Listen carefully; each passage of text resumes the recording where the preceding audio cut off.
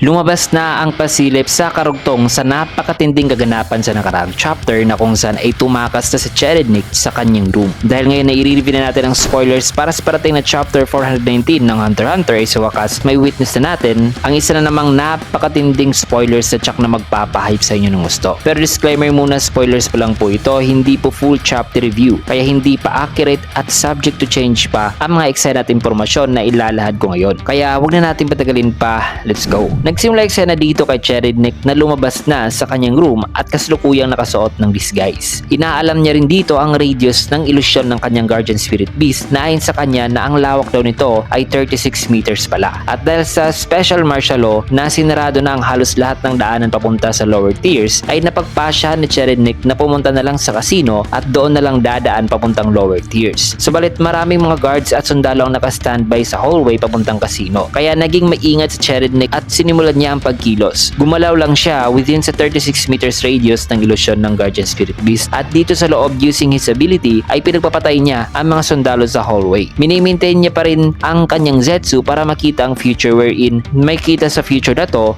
pinagpapatay niya ang ilan pang mga sundalo. Kaya base sa vision na nakita ni Cherednik in advance sinundan niya ang mga wastong galaw at ang mga dapat niyang iwasan. Dahil dito ay nagtagumpay si Cherednik na maubos ang mga sundalo sa area na to at nag-proceed na sa next area na kung saan ay despite sa distractions at strategy na ginawa niya ay sa area na to ay nagawa pa rin siyang mabaril at matadtad ng bala. Subalit laking gulat ng mga sundalo na seconds later ay nawala na ang bangkay ni Cherednik at nagpunta na ito sa kanilang likuran. Realizing na wala silang kaalam-alam sa nangyayari dito tuluyan silang naubos ni Cherednik. Naisipan ni Cherednik na mag-proceed na lang sa tier 2 sa area na kung saan ay mga ang i-deploy na guards doon wala pang masyadong experience. At along the way ay tinetest ni Cherednik ang kanyang ability, ang range at ang tagal nito. Na ayon sa kanya na as long as naka-maintain ng kanyang Zetsu at nasa loob siya ng radius ng kanyang ilusyon o ng ilusyon ng kanyang Guardian Spirit Beast nagagawa niya pa rin makita ang 10 seconds in the future habang nakapikit. Matapos ang pag-test ng kanyang ability gamit ang guards as a test subjects sa next scene ay makita ang bangkay ng mga sundalo at ang iilan na buhay na di makapaniwala sa kanilang na-witness. Habang si Cherednik ay napatuloy na sa pagkilos at nakakalusot siya ng palihim hanggang sa nakaalis na nga siya sa tier 1 at eventually sa sumunod na eksena ay nakarating na siya sa casino na rumored na ang lugar na kung nasaan ngayon sina Hisoka at ang ilang members ng Phantom Troop. Grabe, antindi. Mas lalo nagiging excited ang mga kaganapan sa arc na to at di talaga ako makapaghintay sa paggawa ng full chapter review nito pati na sa full chapter review natin sa chapter 417 at 418 na di ko pa nagawan. Kaya abangan nyo na lang ang full chapter review version natin sa mga chapters na yon